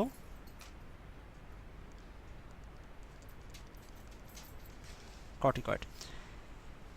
গ্লুকো মানে কি, গ্লুকোজ। মিনারেল মানে কি, খনিজ লবণ। কর্টি মানে কি, কর্টি মানে যেহেতু কর্টেক্স থেকে আসছে তাই নামের সাথে কর্টি আছে। মিনারেলো কর্টিকয়েড নামের সাথে কর্টিস, মানে কি কর্টেক্স থেকে আসছে, নাম শুনে সব উত্তর জানা যায়। তাহলে গ্লুকোকর্টিকয়েড কী কাজ করবে, গ্লুকোজ মানে যে শর্করা, সে শর্করার বিপাক নিয়ন্ত্রণ করবে, শান্ত শর্করা আমিষের বিপাকটা নিয়ন্ত্রণ করে। মিনারেলো কর্টিকয়েড নাম শুনে বলা হচ্ছে এটা অ্যাড্রিনাল কর্টেক্স থেকে আসছে, যেহেতু কর্টিয়াস নামের মধ্যে, আর নামের মধ্যে মিনারেলস নামের কি, এটা খনিজ লবণ বিভাগের কাজটা করে ফেলে। ঠিক আছে, আর মেডুলা থেকে আসে দুইটা, একটা হচ্ছে অ্যাড্রেনালিন, একটা হচ্ছে নর অ্যাড্রেনালিন। ঠিক আছে, সো অ্যাড্রেনালিন এটাকে বলা হয় হচ্ছে মানব দেহের একটা মানে ইমার্জেন্সি হরমোন। ইমার্জেন্সি হরমোন কী কাজ করে, ধরেন আপনি রাস্তা দিয়ে হাঁটতেছেন, হাঁটতে হাঁটতে হঠাৎ আপনার সাথে একটা বাঘ মামার দেখা, যে বাঘ মামাটা গত 1.5-2 সপ্তাহ ধরে কিছু না খেয়ে আছে, আপনাকে দেখে বাঘ মামা খুশি, দেন আপনার পিছনে বাঘ ছোটা শুরু করলো, আপনি যে দাঁড়া থাকবেন মোটাও না, আপনি কী করবেন, দৌড়ানো শুরু করবেন সিম্পলি, তাই না? আপনার ভয়ে আপনার দৌড়ানো শুরু হবে, তাই না? অ্যান্ড যখন আপনি দৌড়বেন তখন কি আপনার কি প্রস্রাব পায়খানার চিন্তা থাকবে, থাকবে না। সো এই যে প্রস্রাব পায়খানার চিন্তা আপনার সব থেকে মুক্ত হয়ে গেলেন, আপনি জাস্ট দৌড়াচ্ছেন। অ্যান্ড দৌড়ানোর সময় আপনি যদি হার্টে হাত দেন কী করবেন, খেয়াল করবেন যে হৃদস্পন্দন অনেক বেড়ে গেছে, তাই না? হৃদস্পন্দনটা অনেক বেড়ে গেছে। আর তারপর হচ্ছে আপনি যদি খেয়াল করেন যে আপনার শরীর থেকে ঘাম বের হচ্ছে অনেক, কারণ দেহের তাপমাত্রা অনেক বেড়ে গেছে দৌড়ানোর সময়, এগুলো হবে আর কি। তারপর আপনি যদি সামনে দেখেন যে একটু আলো কম বন জঙ্গলের মধ্যে, আপনি কি চাইবেন একটু চোখে একটু বেশি আলো পড়ুক, তখন আপনার পিপুলটা আপনি কি করবেন, বড় করবেন না ছোট করবেন? যদি এটা আপনাদের নিয়ন্ত্রিত হবে না, এটা এমনি অটোমেটিকলি নিয়ন্ত্রিত হয়, পিপুলটা কি হবে, বড় হয়ে যাবে।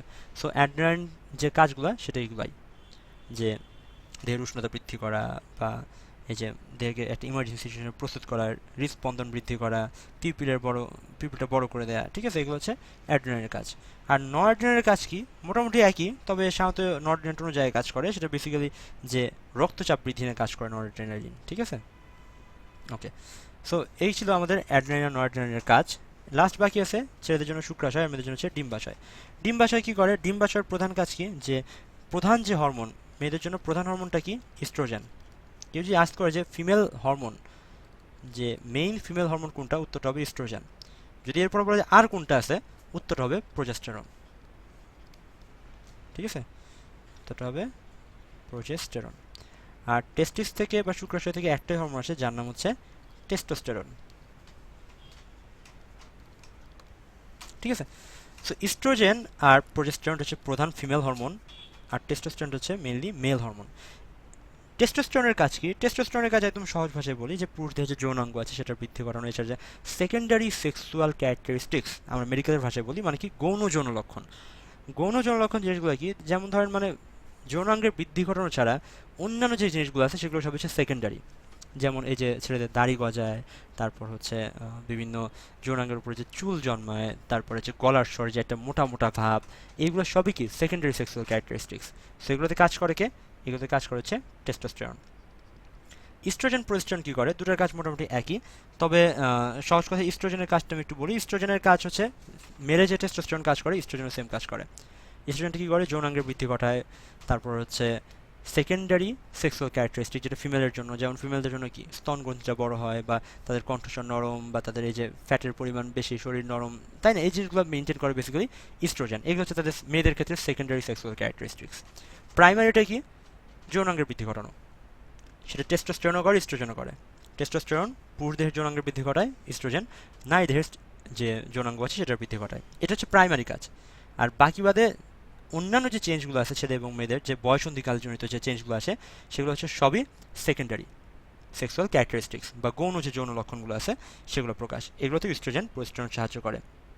আর প্রোজেস্টেরনের আরেকটা ভূমিকা আছে, সাধারণত গর্ভাবস্থায় কিছু কিছু ভূমিকা আছে প্রোজেস্টেরনের। সো যেমন ধরেন এই যে গর্ভাবস্থায় জরায়ু, ভ্রূণ, অমরা, এগুলো যেগুলো তৈরি হয় সেগুলোর বৃদ্ধি কিন্তু প্রোজেস্টেরন দিয়েই হয়ে থাকে। হুফ, অনেক পড়লাম আজকে, চ্যাপ্টারটা শেষ। সো একটু দেখি পরবর্তীতে আপনাদের ফিডব্যাক কীরকম। নিচের কোনটি মিশ্র গ্রন্থি নয়, উত্তরটা কী হবে? অ্যাড্রেনাল গ্রন্থি। ভেরি গুড, উত্তর হচ্ছে অ্যাড্রেনাল গ্রন্থি। নিচের কোনটি মিশ্র গ্রন্থি? অগ্ন্যাশয়। ওই যে লাস্টে অগ্ন্যাশয়। ছয় দেখে সব চিনে ফেলছেন আপনারা না, ভেরি গুড। আচ্ছা, পিউটারি এবং পিটার গ্রন্থি পড়ে ফেলছি। পোস্টেরিয়র পিউটারি থেকে নিচের কোন হরমোন নিঃসৃত হয়? একটু আগে পড়াইছি, মনে থাকার কথা।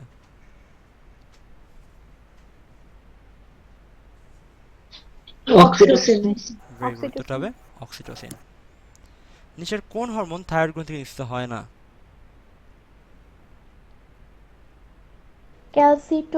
ক্যালসিটোনিন। তাই নাকি? নিচের কোন হরমোন থাইমোক্রাইসিন। থাইরয়েড গ্রন্থি থেকে নিঃসৃত হয় থাইমোক্রাইসিন। না না, বলা আছে? ক এটা হবে থাইমোক্রাইসিন। থাইমোক্রাইসিন। মানবদেহে ক্যালসিয়াম ও ফসফরাসের বিপাক নিয়ন্ত্রণ করে কোন গ্রন্থি? একটু আগে বলছি, বলেন কোনটা? প্যারাথাইরয়েড। ভেরি গুড, উত্তরটা প্যারাথাইরয়েড। হবে প্যারাথাইরয়েড। সাবাস, তুমি তো সব মেডিকেল চান্স পেয়ে যাবে রে। রক্তে সোডিয়াম এবং পটাশিয়ামের সমতা রক্ষা করে কোন হরমোন? এটা পড়াইছি হচ্ছে পেছনে। উত্তরটা কি হবে? অ্যালডোস্টেরন। অ্যালডোস্টেরন। নিচের কোনটি মিনারেলোকর্টিকয়েড হরমোনের কাজ নয়? মিনারেলোকর্টিকয়েড নাম শুনে বুঝে ফেলুন, মিনার মানে কি খনিজ লবণ। কর্টিকয়েড কেন? কারণ সেটা অ্যাড্রিনাল কর্টেক্স থেকে আসছে। মিনারেলোকর্টিকয়েড হরমোনের কাজ নয় কোনটা? ভালো করে উত্তর দেন। মিনার কি খনিজ লবণ? পটাশিয়াম খনিজ লবণের অংশ, বিক্রিয়া সোডিয়াম ক্লোরাইড এরও খনিজ লবণের অংশ। হৃদক্রিয়া বৃদ্ধি করা। রক্তের প্লাজমা পরিমাণ বৃদ্ধি হৃদক্রিয়া করার জন্য বৃদ্ধি করা। ভূমিকা আছে, কি হবে? হৃদক্রিয়া বৃদ্ধি করা। বৃদ্ধি করা। ভেরি গুড, একদম লক্ষ্মী স্টুডেন্ট সব আমার। অ্যাক্রোমেগালি কোন গ্রন্থির ক্ষরণকাল আজীবন নয়?